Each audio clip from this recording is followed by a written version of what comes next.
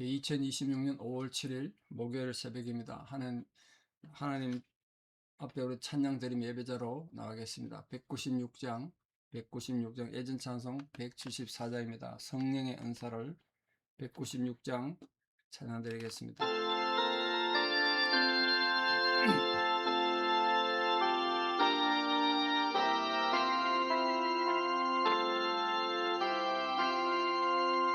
성령의 은사를 나에게 채우사 주님의 사랑 본받아 나 살게 하소서.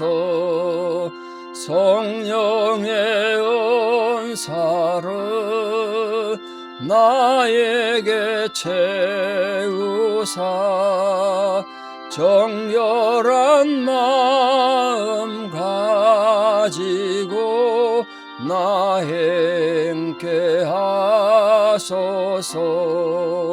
성령의 은사를 나에게 채우사 더러운 세상 탐욕을 다 태워주소서.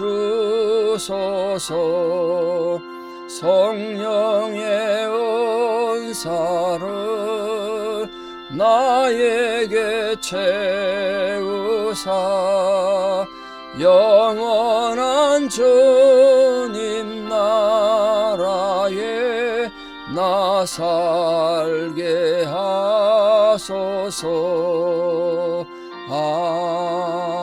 아멘. 사도신경으로 우리의 신앙을 고백드립니다.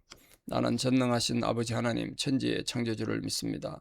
나는 그의 유일하신 아들 우리 주 예수 그리스도를 믿습니다.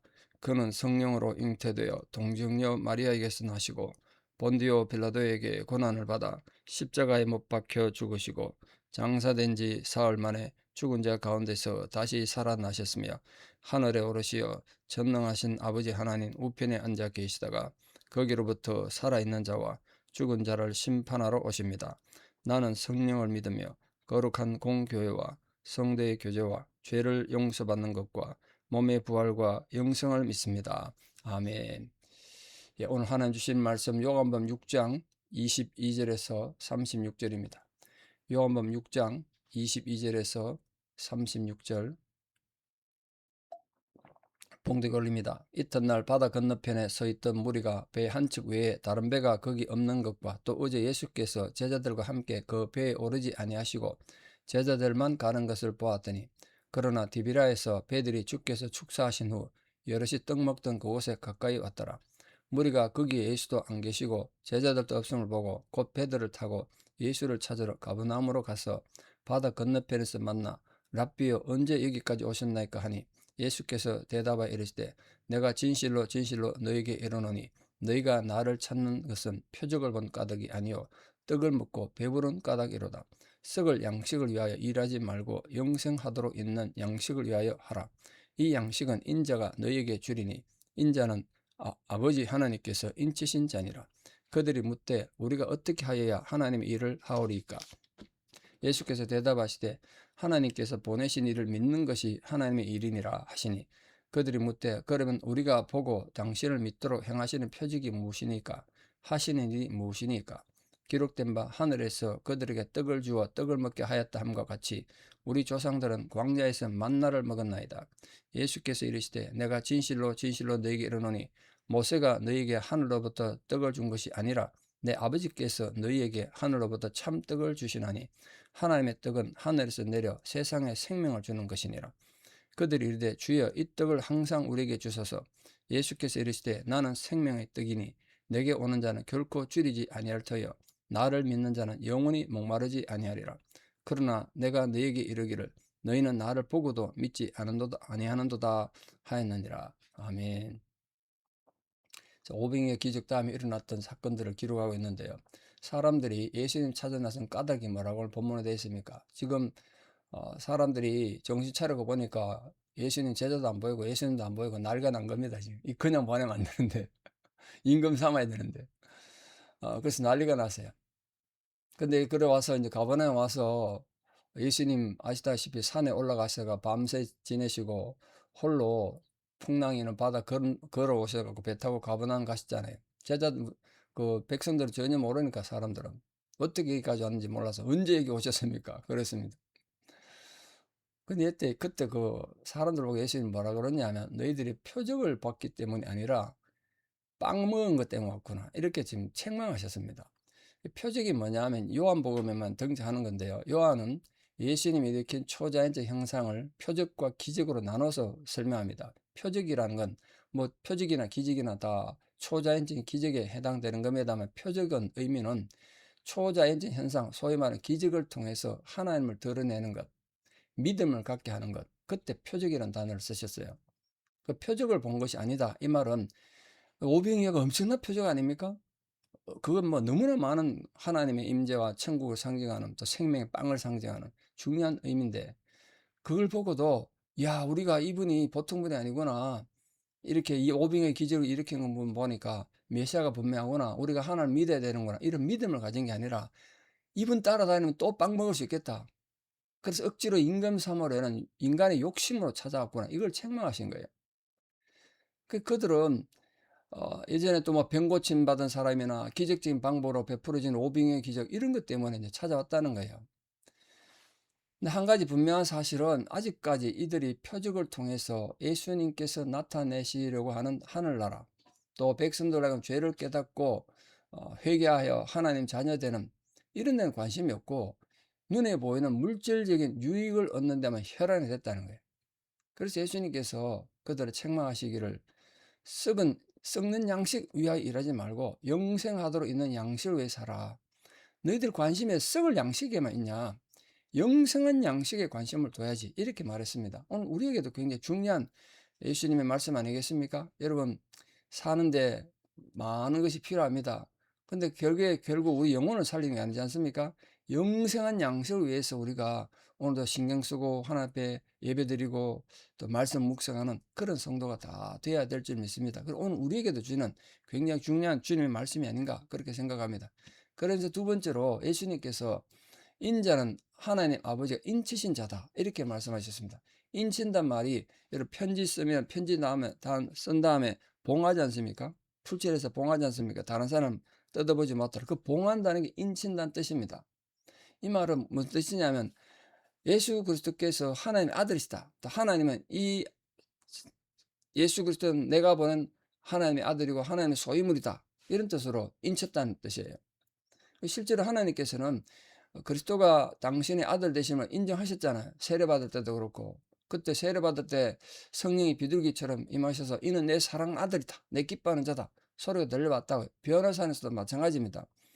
이처럼 성도들은 우리 모든 성도는 예수님이 그러셨던 것처럼 하나님 안에서 성령의 인치심을 받은 자들입니다. 우리가 그렇다는 거예요. 그러니까 우리는 그 예수님의 귀한 사역을 따라서 예수님 가르침을 따라서 구속감을 얻은 거예요. 하나님 자녀가 되는 인치심을 받은 자입니다. 특히 십자가 보혈로 그처럼 하나님 소유물로 인치심을 받았다는 것은 결국은 우리가 단지 구원받았다는 데 만족할 게 아니라 그러므로 이제부터는 하나님 자녀로서의 삶의 자세가 있다. 삶의 목적이 있다. 소명이 있다. 소명. 누구나가. 그걸 말하는 우리는 그걸 하나님 일꾼이 된 거예요. 본래 죽을 수밖에 없던 저주받은 자리에서 하나님 자녀로 바뀌었는데 그러고 나서는 세상 사는 아무 책임이 없겠습니까? 그건 아니죠. 그래서 바울이 말한 것처럼 우리는 살든지 죽든지 내 몸에서 그리스도가 존귀되게 하려 하나니 이는 내게 사는 것이 그리스도니 내 죽는 것도 유익하다. 빌립보에서 그렇게 말했습니다. 그게 우리에게 필요한 거예요. 인자는 하나님의 인치신 자다 하는 건 예수님이 고백입니다. 예수님 고백입니다만 오늘 우리 모두가 해야 될 고백이라는 걸 꼭 기억해 주십시오. 자, 그렇게 얘기하니까 사람들이 그럼 어떻게 해야 하나님 일을 할 수 있습니까? 이렇게 물었습니다. 그때 예수님이 이렇게 말씀하셨습니다. 하나님의 보내신 자를 믿는 것, 그게 하나님 일이다. 예수 바로 믿는 게 하나님 일이라는 거예요. 그럼 여러분, 이 또 믿는다는 의미를 해석을 잘못해가지고 우리 머릿속으로 그냥 의식적으로 그냥 믿는 것, 그것만을 믿는 걸 하면 안 된단 말이에요. 여기 믿는다는 의미는 믿음의 결과, 내가 예수 그리스도를 믿었고 하나님을 믿었고 그 결과 내 삶에 어떤 상황이 나타났고 어떤 변화가 있느냐, 그까지 전체 통틀어서를 믿음이라고 합니다. 우리가 예수 그리스도를 믿으면 어떤 결과가 나타나나요? 무엇이 나타나나요? 가장 중요한 건 우리가 죄인에서, 요즘 로마서를 우리가 배우고 있는데 의롭다 하심 얻은 겁니다. 아담 이후에 범죄로 인해서 모든 인간은 죄의 사슬에 있었고 죄의 영향력 아래 있었다 그랬지 않습니까? 그 죄가 끊어지고 우리는 의로운 존재가 됐다. 그래서 누구도 하나님 영광에 이르지 못했지만 예수 그리스도를 믿는 자는 이 하나님의 은혜로 말미암아서 값없이 의롭다는 자가 됐다. 이걸 아는 게 첫 번째 믿음의 의미입니다. 두 번째 믿음의 의미는 이 그리스도를 믿고 정말 주님 앞에 자신을 의뢰하고 신뢰하는 자는 무엇이든지 구하면 다 받는다 그랬어요. 그 받는 자단 말이에요. 근데 한 가지 기억할 것은 우리가 정욕으로 쓰려고 잘못 구하니까 못 받는 거다. 그 믿음은 하나님의 응답에 받음이 있다. 마지막 세 번째로는, 자, 우리가 의롭게 되고 하나님도 받았으면 뭘 해야 됩니까? 우리끼리 뭐 혼자 잘 먹고 잘 살아야 되겠습니까? 그걸 나누게 돼. 나눠야 돼. 그 사명이 있는 거, 사명이. 그리스도를 믿고 정말 사랑하는 자는, 믿음 있는 자는 예수 그리스도를 위해서 살아야 됩니다. 그래서 베드로에게 예수님께서 나중에 부활하고 난 뒤에 네가 나를 사랑하면 내 양을 먹이라, 그래 말했지 않습니까? 그리고 예수님 마지막 최후의 지상 명령이 있지 않습니까? 너희는 가서 모든 족속으로 제자를 삼아라. 그리고 아버지와 아들과 성령 이름으로 세례를 주고 내가 너에게 분반 모든 것을 가르치고 지키게 하라. 이건 오늘 우리에게도 주어진 하나님 명령이라고, 예수님 명령이라고 해요. 그게 전체 과정이 믿음입니다. 믿음. 하나님이 보내신 자를 믿는 것, 그게 하나님의 일이다. 그런 게 우리 신앙의 목적일 뿐 아니라 삶의 목적입니다. 자, 30절에 36절에 보시면 예수님과 이 군중들 간의 대화가 나오는데, 이 내용이 우리 앞에서 봤던 수가성 여인과 예수님과의 대화, 그 맥락이 굉장히 닮아 있습니다. 우리 수가성 여인이 하나님의 선물, 또 내게 물 좀 달라 하시니까 누군지 알았으면 네가 그에게 구했을 것이고 너에게 생수를 줬을 것이다, 이렇게 말하니까 여인이 뭐라 그랬습니까? 물기를 그릇도 없고 우물은 깊은데 어디서 얻겠습니까? 이래 말했습니다. 그때 예수님께서 나를 믿으면 너에게 영원한 생수를 주겠다 그랬더니, 오늘 본문에도 보십시오. 하나님의 보내신 자를 믿으라는 이 예수님 가르침에 사람들이 뭐라고 그랬냐면, 우리로 보고 당신을 믿게 행하는 표적이 뭡니까? 하신 일이 뭡니까? 그러면서 광야에서 만나 먹은 걸 덜 먹인 거예요. 왜? 지금 예수님이 500여 기적을 행했으니까. 그 만나는 매일 내렸지 않습니까? 그것처럼 지금 매일 달라는 거예요, 자기들한테. 우리 조상들 만나를 매일 먹었으니까 당신도 진짜 하나님의 메시아면 우리한테 매일 만나를 달라는 거예요, 매일. 그런 걸 지금 얘기하고 있는 겁니다. 또한 예수님께서 그 수가성 여인에게 내가 주는 물을 먹는 자는 영원히 목마르지 않는다. 너희 안에 생수가 솟아날 것이다. 그랬더니 여인이 그럼 이 물을 내게 주셔서 물기를 오지 않게 해주십시오, 이렇게 말하는 것처럼 오늘 예수님께서 무리들에게 하나님의 떡은 하나님 하늘에서 내려오는 생명의 떡이다, 이래 말했더니, 그럼 주여 그 떡을 우리에게, 그 빵을 우리에게 항상 주셔서 당신 그렇게 공짜로 빵을 준다면 그걸 달라고, 이렇게 문자적으로 잘못 해석한 겁니다. 이처럼 예수님과 이 당시 유대인들과의 대화를 보면 한 가지 분명히 드러나는 게 있죠. 이 유대인들이 영적인 열정은 대단했는데 영적인 진리에 대해서는 무지했다. 열심히 하나님을 섬겨갖고 하나님의 열정은 대단했는지 모르겠는데 올바른 믿음이 없었다는 거예요. 그걸 오늘 보여주지 않습니까? 하지만 그들 향한 예수님 마음은 연민이었습니다. 연민. 불쌍히 여기는 마음. 그래서 당부하잖아요. 썩을 양식 위에 일하지 말고 영생하도록 있는 양식을 위해라. 그걸 다시 이렇게 말씀했습니다. 근데 36절 이렇게 말씀하셨어요. 그러나, 이러면서, 그러나 내가 너에게 이르기를 너희는 나를 보고도 믿지 아니하는도다. 지금 직접 눈으로 보고도 안 믿는구나 너희들. 그 믿음 없음을 책망하셨어요. 믿음 없음이 문제고 믿음 없이 죄란 말이에요. 오늘 또 하루 또 남은 생을 살아가면서 우리 모든 성도의 심령에 믿음이 살아있는 자들 되길 바라고, 여러분 믿음이 여러분 속에서 생수처럼 솟아나고 빵으로 솟아나고 건강으로 솟아나고 정말 영광과 존경으로 솟아나서 그 믿음에 의해서 오늘도 하나님을 향하여 또 주님을 향하여 올바른 제자가 되고 백성이 될 뿐 아니라 이 세상에서 우리에게 주신 소명을 감당하는 거룩한 성도들 다 되시기를 우리 주 예수 그리스도 이름으로 축원합니다. 기도드리겠습니다.